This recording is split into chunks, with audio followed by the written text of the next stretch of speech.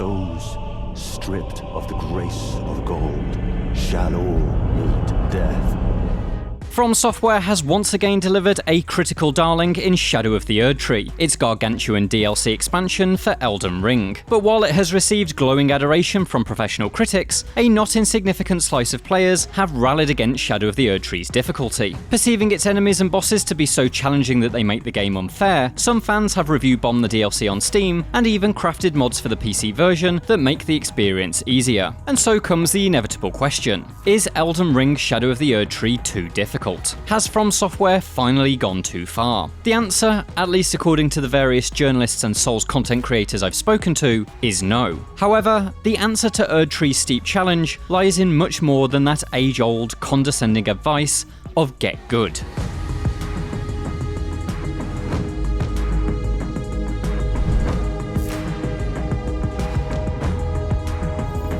Talking to IGN, VaatiVidya, the YouTuber known for his meticulously researched FromSoft lore videos, said this about the review bombing: "I was surprised to see people passing judgment on the difficulty so quickly. If you're up against something difficult, you need time to explore different areas or come up with a different strategy, and I think many critics were overlooking that." It's easy to characterize some of that backlash as naivety. It is entirely unsurprising that Shadow of the Erdtree is difficult. Elden Ring is difficult, and so this DLC, locked behind two of the base game's most challenging bosses, was bound to be a hurdle designed for the most dedicated fans. From Software's approach to DLC has always been to cater to those hardened players. In a list of the studio's most punishing bosses, fearsome DLC foes such as Sister Fried, the Orphan of Kos, Ludwig the Holy Blade, and Dark Eater Medea will all inevitably rise to the top. But it's not just the bosses. Pushing forward through Dark Souls 3's Ring City and Bloodborne's Fishing Hamlet is an uphill struggle thanks to tricky enemy placement and mid-tier monstrosities that are practically bosses without ceremony. Such areas demand complete mastery of your abilities. There is no way to be relaxed in From Software's expansions. By being more punishing than its parent game, Shadow of the Erdtree is merely following tradition. There is something Elden Ring has that Dark Souls or Bloodborne never had though: mass popularity. Matt Kim, IGN's senior features editor, told me that he thinks that the reality is that Elden Ring is the most successful game From Software has ever released, and introduced literally millions of newcomers to the genre who've never played a From Software game before, which means they've effectively dove straight into the hardest DLC the studio has ever produced. But there's a progression here that they might have missed, with the Elden Ring DLC being harder than the Dark Souls 3 DLC, which was harder than the Bloodborne DLC, which was harder than... you get my point. Newcomers have been raised on what is the most approachable Souls-style game the developer has ever made. One with strong NPC allies available at beck and call, incredibly powerful magic and weapon skills, and an open structure that allows you to bypass bosses until you're suitably ready. All this also exists in Shadow of the Erdtree, but so do the aforementioned increased difficulty traditions. And so fans have quickly discovered that the medieval superheroes they built and perfected, with stats stacked higher than skyscrapers thanks to countless hours spent grinding out runes, are now far from the devastating powerhouses they once were. Discussing this, Mitchell Saltzman, who reviewed Shadow of the Erdtree for IGN, said, "People have come up with builds that can shred the base game's hardest bosses without breaking a sweat. All the weapons and talismans to complete those builds have been painstakingly mapped out and can be relatively easy to obtain. And there are rune farming spots that can skyrocket a player's level by the hundreds in just a handful of hours. So From Software had to make this DLC difficult to account for all of the above." But while many a FromSoft veteran will have entered Shadow of the Erdtree with full understanding of this, they may have been surprised at just how quickly the height of that challenge smacks you in the face. When you stumble across the Western Nameless Mausoleum, the first optional location in Erdtree's Land of Shadow, you're forced into a fight with the Black Jail Knight, a foe equally skilled at ranged and close combat. Inside his arena, you are prohibited from summoning Spirit Ashes, Elden Ring's NPC allies, and so you're entirely on the back foot. It's like going back to level 1 all over again. And, in a way, you are. Progression works differently in this expansion. Your stat levels, earned over hundreds of hours by spending hard-earned runes, are not exactly useless here, but less impactful. Instead, your ability to inflict and resist damage comes from Shadow Tree Fragments, a new collectible that increases your stats.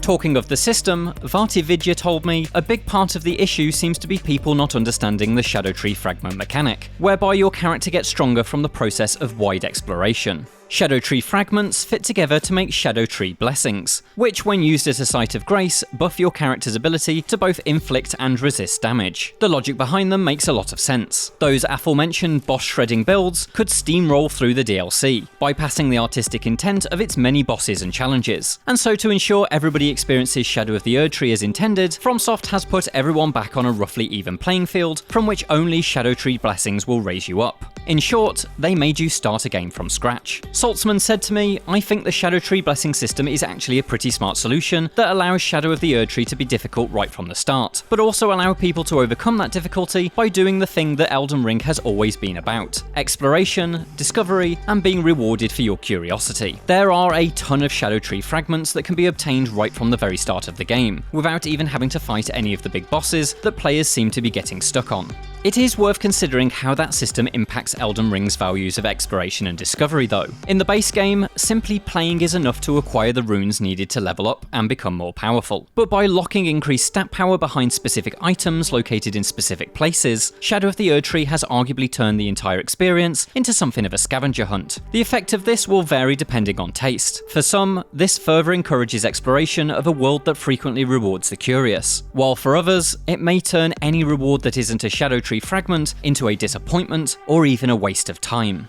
Personally, I agree with Saltzman's views on the Shadow Tree blessing, but while the system is certainly mechanically sound, it does function very differently to what players are used to. For those trained on not just Elden Ring, but FromSoft's historic reliance on traditional leveling, it may not be immediately clear just how vital to the experience the Shadow Tree blessing truly is. A tooltip does explain that the blessing bolsters the recipient's abilities to deal and negate damage, but in FromSoft tradition, there's little further information on the system to be found within the game itself. It's been down to the community, guides writers, and even the Bandai Namco Twitter account to emphasize the Shadow Tree blessing's importance. It's therefore understandable that many people outside of those circles may have missed the very system designed to aid with Shadow of the Erdtree's escalating difficulty.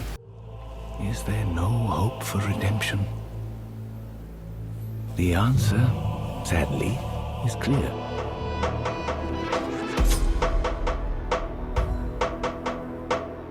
Another, less obvious contributor to Shadow of the Erdtree's apparent difficulty is the community focus on boss fights. While these spectacular showdowns are Elden Ring centerpieces, it's important to remember that they are the spine of the experience rather than the body. With so much discussion in the community around conquering each foe and getting closer to the final boss, it's easy to be caught up in the need to speedrun through the chain of major fights. Down that path lies not just frustration, but a distraction away from the wider world that holds the many tools required to achieve an easier victory. Daniel Krupa, IGN's former prepared-to-try loremaster and founder of the Souls-focused YouTube channel RKG, told me that he doesn't enjoy spending 4 hours learning a boss. "I love exploring these worlds and piecing together the stories they tell, and I'll do everything I can to make that easier," he said. "I'll hoard equipment, constantly reconfigure my talismans, and overlevel my weapons as quickly as I can. I still wouldn't say I'm good at these games, but over the years, I've learnt enough to survive. It's what I always tell people who are interested in these games, but put off by the perceived difficulty,"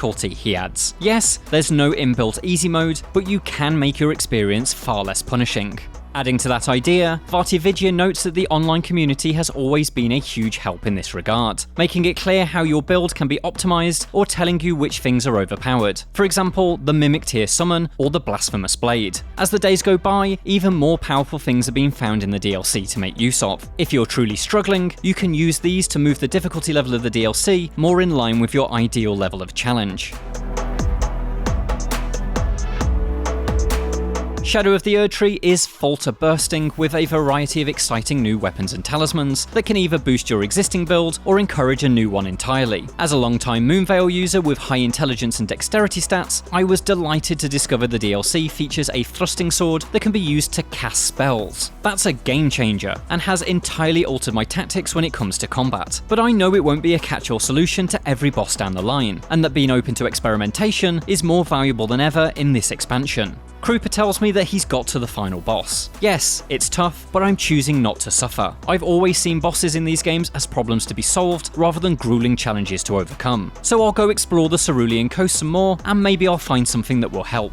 VaatiVidya tells me that he had a great experience against the final boss. I had trouble, he tells me, and so I switched up my build to incorporate a Great Shield and Scarlet Rot. I like when bosses force you to switch up your strategy. However, I wish an infinite source of larval tears could have been made available in the DLC, so people could have more freedom to test out different strategies. There are just 18 larval tears in Elden Ring, while Shadow of the Erdtree adds at least another 9, but that's still a very limited number of times that you can completely rebuild your character's stats. It makes exploring other gameplay avenues a risky business. Sure, a new weapon may sound like the key to defeating a boss, but if respecing your character to use it results in yet more defeat, then it's a waste of precious resources. VaatiVidya tells me they've made more larval tears available in the open world as they spawn at nighttime, which is great, but I personally would have loved if these could have respawned infinitely as a resource for players to make use of to overcome difficulty. It's a great idea, and such a system would bring Elden Ring in line with other buildcraft focused RPGs like Diablo 4, which allows for infinite reallocation of skill points and thus promotes freeform experimentation. It's easy to see how Elden Ring could benefit from this, not just in regards to its difficulty, but in allowing players to experience its incredibly broad range of weapon types and approaches.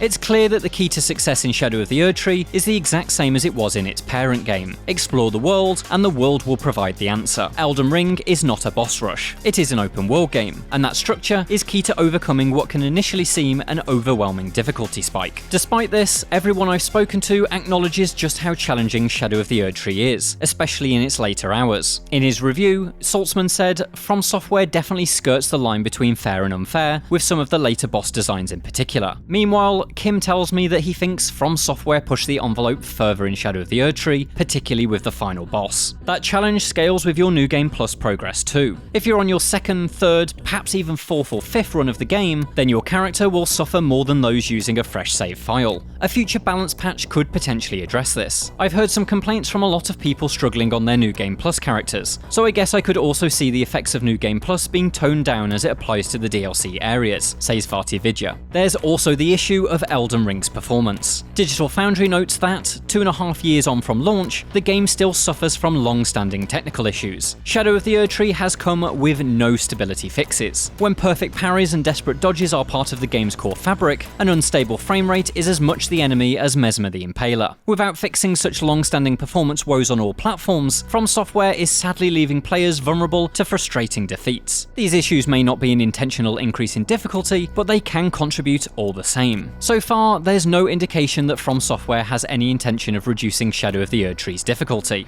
However, the studio has already responded to the player base. In the DLC's first update, the buff provided by the Shadow Tree blessings has been increased for the first 10 you obtain. That's half the maximum blessing count. To balance this adjustment, the latter 10 will offer more gradual buffs, leading up to a slightly increased final blessing. The overall effect is that the initial areas of the DLC will feel more achievable, but the actual difficulty of the expansion overall remains the same. Of course, that additional level of ease will only be available if you actually engage with the Shadow Tree blessings in the first place. Ignore that, and you'll still face the same issues that seemingly triggered the review bombing in the first place. So, Shadow of the Erdtree is hard. We know it, you know it. From Software knows it. As to if it's too hard, well, that's naturally a subjective topic. But from a purely design standpoint, the DLC's approach continues in the lineage of both Elden Ring and its From Software predecessors. It's not too hard, concludes Saltzman. Use the tools the game gives you, go explore, find Shadow Tree fragments. You can do it, I believe in you. For more from Elden Ring, check out our Shadow of the Erdtree review, and for everything else, stick with IGN.